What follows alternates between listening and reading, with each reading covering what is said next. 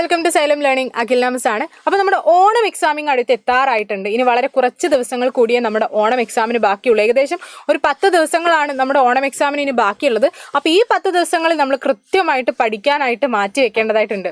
അപ്പോൾ എല്ലാ മക്കളും ചോദിക്കുന്ന ഒരു കാര്യമാണ് നമ്മുടെ എക്കണോമിക്സിൽ ഏതൊക്കെ ചാപ്റ്റേഴ്സ് ആണ് ഓണം എക്സാമിന് വരുന്നത് എന്നുള്ളത്. അപ്പോൾ നമ്മുടെ ജൂൺ, ജൂലൈ, ഓഗസ്റ്റ്, അതായത് ഫസ്റ്റ് ടേമിൽ നമുക്ക് ഈ ഓണം എക്സാമിന് പറഞ്ഞിരിക്കുന്നത് introduction to micro economics, theory of consumer behaviour, production and cost. Micro എക്കണോമിക്സിൽ ആദ്യത്തെ 3 ചാപ്റ്റേഴ്സ് ആണ് നമുക്ക് എക്സാമിന് വരുന്നത്. അപ്പം 3 ചാപ്റ്റേഴ്സ് അല്ലേ ആകെ ഉള്ളൂ എന്ന് കരുതി റിലാക്സ് ചെയ്യാൻ പറ്റില്ല. കാരണം നമ്മുടെ എക്കണോമിക്സിലെ തന്നെ ഏറ്റവും ലെങ്തി ആയിട്ടുള്ള അത്യാവശ്യം വെയിറ്റേജ് കൂടിയ 12 മാർക്കിന്റെ വെയിറ്റേജ് വരുന്ന വളരെ പ്രധാനപ്പെട്ട ഒരു ചാപ്റ്ററാണ് നമ്മുടെ തിയറി ഓഫ് കൺസ്യൂമർ ബിഹേവിയർ. ആ ചാപ്റ്റർ നമുക്ക് ഈ ഓണം എക്സാമിന് പഠിക്കാനുണ്ട്. അപ്പോൾ ഒരുപാട് കാര്യങ്ങൾ നമുക്ക് പഠിച്ചു തീർക്കാനായിട്ടുണ്ട്. ഈ 3 ചാപ്റ്റേഴ്സിൽ നിന്ന് നമുക്ക് പബ്ലിക് എക്സാമിന് 24 മാർക്കിനാണ് മൊത്തത്തിൽ ചോദ്യങ്ങൾ വരാറുള്ളത് വെയിറ്റേജ്. പക്ഷേ ഈ ഓണം എക്സാമിന് നിങ്ങൾക്ക് ഈ 3 ചാപ്റ്റേഴ്സിൽ നിന്നും 80 മാർക്കിന്റെ ചോദ്യങ്ങളാണ് വരാൻ പോകുന്നത്. അപ്പോൾ ഈ ചാപ്റ്റേഴ്സിലെ ഏത് ഭാഗത്തു നിന്നും എങ്ങനെ വേണമെങ്കിലും നമുക്ക് ചോദ്യങ്ങൾ പ്രതീക്ഷിക്കാം. പാറ്റേൺ മാറിയ സാഹചര്യം കൂടിയാണ്. അപ്പോൾ നമ്മൾ അതിനനുസരിച്ച് തന്നെ നമ്മുടെ പ്രിപ്പറേഷൻ മുന്നോട്ട് കൊണ്ടുപോകേണ്ടതുണ്ട്. അപ്പോൾ മിസ് എന്ന് പറയാൻ പോകുന്നത്, നിങ്ങൾ ഈ 3 ചാപ്റ്റേഴ്സിൽ ഒരിക്കലും വിട്ടുപോകാതെ പഠിച്ചിരിക്കേണ്ട ടോപ്പിക്സ് ഏതൊക്കെയാണ് എന്നുള്ളതാണ്. മിസ് പറയാൻ പോകുന്ന ഈ ടോപ്പിക്സ് ഒരിക്കലും നിങ്ങൾ എക്സാമിന് പഠിക്കുന്ന സമയത്ത് ഒരിക്കലും മിസ്സാക്കരുത്. കാരണം അത്രയും പ്രധാനപ്പെട്ട, എന്തായാലും നിങ്ങളുടെ ഓണം എക്സാമിന് ചോദ്യം വരാൻ പോകുന്ന ഭാഗങ്ങളാണ്. അപ്പോൾ നിങ്ങൾ അതൊക്കെ പഠിച്ചിട്ടുണ്ടോ എന്നുള്ളതൊന്ന് എൻഷുർ ചെയ്യണം. ഓക്കെ, അപ്പോൾ നമുക്ക് ഓരോ ചാപ്റ്റേഴ്സ് ആയിട്ട് നോക്കണം. ഇൻട്രൊഡക്ഷൻ ടു മൈക്രോ എക്കണോമിക്സ് എന്നുള്ള ചാപ്റ്ററിൽ ഇത്രയും കാര്യങ്ങളാണ് നമുക്ക് പഠിക്കാനുള്ളത്. ഇതിൽ തന്നെ ഈ സെൻട്രൽ എക്കണോമിക് പ്രോബ്ലംസ് എന്ന് പറയുന്ന ഭാഗം വളരെ ഇമ്പോർട്ടൻ്റ് ആണ്. നിർബന്ധമായി നിങ്ങൾ പഠിച്ചിരിക്കണം. 3 മാർക്കിനോ അല്ലെങ്കിൽ 4 മാർക്കിനോ സ്ഥിരമായിട്ട് ഈ ഒരു ഏരിയയിൽ നിന്ന് നമുക്ക് ചോദ്യങ്ങൾ വരുന്നുണ്ട്. സോ എന്തായാലും ഇത് നിങ്ങൾ പഠിച്ചിട്ടുണ്ടെന്നുള്ളത് ഉറപ്പ് വരുത്തണം. അതുകൂടാതെ തന്നെ നമ്മുടെ പി പി സി വരയ്ക്കാനൊക്കെ ആയിട്ട് ഓണം എക്സാമിന് സ്ഥിരമായിട്ട് ചോദിക്കാറുണ്ട്. PPC എക്സ്പ്ലനേഷനും നിങ്ങൾ നിർബന്ധമായിട്ടും പഠിച്ചു വെച്ചേക്കുക. പിന്നെ അത് കഴിഞ്ഞിട്ട് ഡിഫറെൻറ്റ് എക്കണോമിക് സിസ്റ്റംസ് എന്തായാലും 4 മാർക്കിന് സ്ഥിരമായിട്ട് ചോദിക്കുന്ന ചോദ്യമാണ്. ഇതിലേതെങ്കിലും ഒരു എക്കണോമിക് സിസ്റ്റം എക്സ്പ്ലെയിൻ ചെയ്യാനായിട്ട്. ക്യാപിറ്റലിസവും സോഷ്യലിസവും ആണ് നിങ്ങൾ പഠിക്കേണ്ടത്. മിക്സഡ് ഇക്കണോമി അങ്ങനെ ചോദിക്കാറില്ല. സോ അത് പഠിക്കണമെന്നില്ല. ഇപ്പം അത് പഠിക്കാനായിട്ട് പ്രത്യേകിച്ച് എഫേർട്ട് എടുക്കേണ്ട കാര്യമില്ല. ക്യാപിറ്റലിസവും സോഷ്യലിസവും പഠിച്ചു കഴിഞ്ഞാൽ തന്നെ അതിൻ്റെ രണ്ടിൻ്റെയും ഫീച്ചേഴ്സ് മിക്സ് ചെയ്തിട്ടാണ് മിക്സഡ് ഇക്കണോമി വരുന്നത്. സോ അത് പഠിക്കേണ്ട ആവശ്യമില്ല. ക്യാപിറ്റലിസോ അല്ലെങ്കിൽ സോഷ്യലിസോ ഇതിലേതെങ്കിലും ഒന്ന് നിങ്ങളുടെ ഓണം എക്സാമിന് എന്തായാലും ചോദിക്കും എന്നുള്ള കാര്യം ഉറപ്പാണ്. പിന്നെ 4 മാർക്കിന് സ്ഥിരമായിട്ട് ചോദിക്കുന്ന മറ്റൊരു ചോദ്യമാണ് മൈക്രോ എക്കണോമിക്സും മാക്രോ എക്കണോമിക്സും തമ്മിലുള്ള ഡിഫറൻസ്. അതുപോലെ തന്നെ കുറച്ച് ഐറ്റംസ് അല്ലെങ്കിൽ കുറച്ച് വേരിയബിൾസ് തന്നിട്ട് അതിന് മൈക്രോ ആയിട്ടും മാക്രോ ആയിട്ടും ക്ലാസിഫൈ ചെയ്യാനും ചോദിക്കാറുണ്ട്. അപ്പോൾ ഈ ഭാഗങ്ങൾ എന്തായാലും നിങ്ങൾ പഠിച്ചിട്ടുണ്ട് എന്നുള്ളത് എൻഷുർ ചെയ്യണം.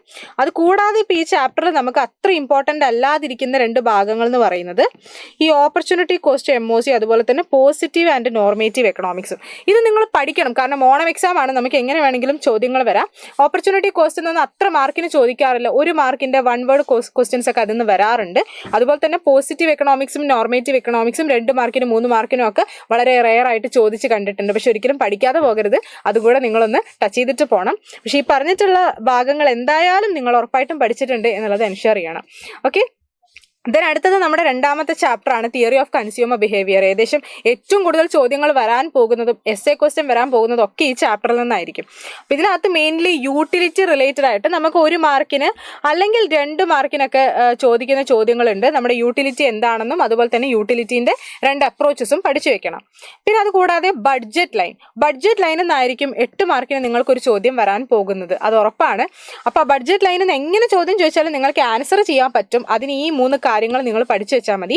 ബഡ്ജറ്റ് ലൈനിന്റെ ഇക്വേഷനും ഹൊറിസോണ്ടൽ ഇന്റർസെപ്റ്റും വെർട്ടിക്കൽ ഇന്റർസെപ്റ്റും അതുപോലെ തന്നെ ബഡ്ജറ്റ് ലൈനിന്റെ സ്ലോപ്പ് കണ്ടുപിടിക്കാനും. ഇത്രയും കാര്യങ്ങൾ പഠിച്ചു വെച്ചാൽ നിങ്ങൾക്ക് എങ്ങനെ ചോദ്യം ചോദിച്ചാലും ആൻസർ ചെയ്യാനായിട്ട് പറ്റും. 8 മാർക്ക് സുഖമായിട്ട് സ്കോർ ചെയ്യാനായിട്ട് പറ്റും.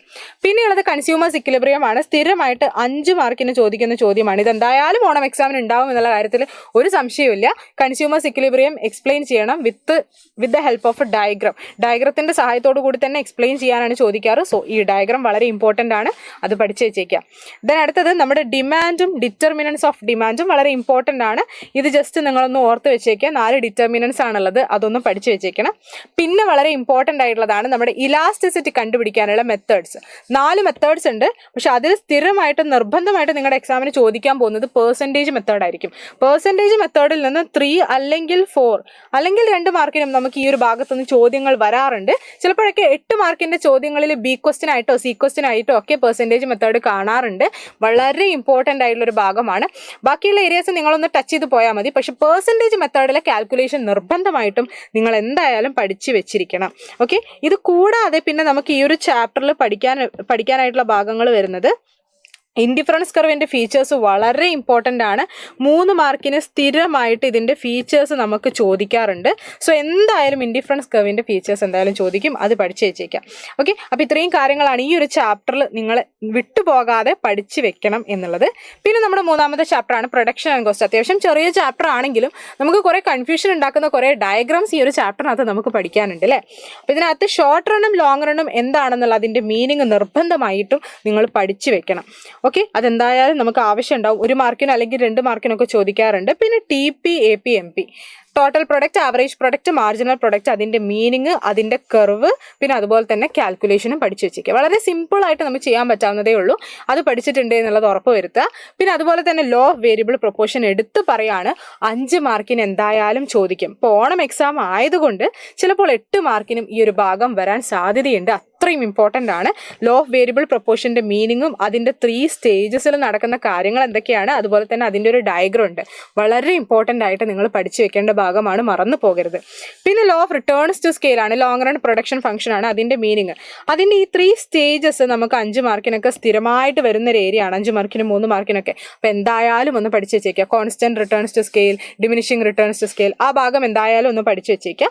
പിന്നെ അവസാനമായിട്ട് 5 മാർക്കിന് അല്ലെങ്കിൽ 8 മാർക്കിന് വരാൻ പോകുന്ന മറ്റൊരു ചോദ്യം ഈ കോസ്റ്റുകളുടെ കാൽക്കുലേഷനും അതിൻ്റെ ഡയഗ്രാംസ് തമ്മിലുള്ള റിലേഷൻഷിപ്പും വളരെ ഇമ്പോർട്ടൻ്റ് ആണ്.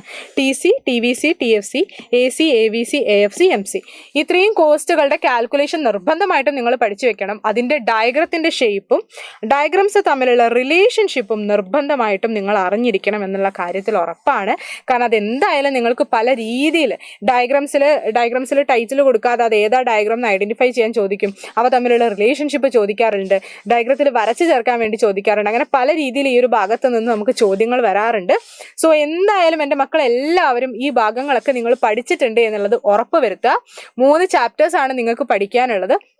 നമ്മുടെ മുന്നിൽ 10 ദിവസങ്ങൾ ബാക്കിയുണ്ട്. അപ്പോൾ നിങ്ങൾക്ക് ഏകദേശം 3-4 ദിവസങ്ങൾ കൊണ്ട് ഈ 3 ചാപ്റ്റേഴ്സും വളരെ ക്ലിയർ ആയിട്ട് സെറ്റായിട്ട് നിങ്ങൾക്ക് പഠിക്കാൻ പറ്റും. പിന്നെ ഓണം എക്സാം ആണ്, പ്രത്യേകം ശ്രദ്ധിക്കണം. ഈ 3 ചാപ്റ്റേഴ്സിൽ നിന്ന് നമുക്ക് ഒരുപാട് ക്വസ്റ്റ്യൻസ് വരാനുള്ള സ്കോപ്പ് ഉണ്ട്. സോ എല്ലാവരും നിർബന്ധമായിട്ടും പഠിച്ചു വയ്ക്കുക. പിന്നെ അതുപോലെ തന്നെ നമ്മുടെ 10 days ചലഞ്ച് അടിപൊളിയായിട്ട് മുന്നോട്ട് പോയിക്കൊണ്ടിരിക്കുകയാണ്. അവിടെ നമ്മൾ കൂടുതൽ ഈ ചാപ്റ്റേഴ്സിനെ കുറിച്ചൊക്കെ കൂടുതൽ പഠിക്കുന്നുണ്ട്. അതുപോലെ തന്നെ ഇനി വരുന്ന ദിവസങ്ങളിൽ നിങ്ങൾക്ക് ഇതിൽ ഏതെങ്കിലും ടോപ്പിക്, ഈ 3 ചാപ്റ്റേഴ്സിൽ നിന്ന് ഏതെങ്കിലും ഒരു ടോപ്പിക്ക് പ്രത്യേകമായിട്ട് വീഡിയോ വേണം, ക്ലിയർ ആയിട്ടുള്ള എക്സ്പ്ലനേഷൻ വരുന്ന വീഡിയോ വേണം എന്നുണ്ടെങ്കിൽ നിങ്ങൾ ഈ വീഡിയോയുടെ താഴെ ഒന്ന് കമൻറ്റ് ചെയ്താൽ മതി. ഇനി വരുന്ന ദിവസങ്ങളിൽ നമ്മൾ ആ വീഡിയോസ് ഒക്കെ ആയിട്ട് ഈ ചാനലിൽ വരുന്നതായിരിക്കും. അപ്പോൾ ഈ ചാനൽ എല്ലാവരും ഒന്ന് സബ്സ്ക്രൈബ് ചെയ്ത് വെച്ചേക്കുക. അപ്പോൾ എല്ലാവർക്കും എക്സാമിന് ഓൾ ദി ബെസ്റ്റ്. നമുക്ക് വീണ്ടും കാണാം.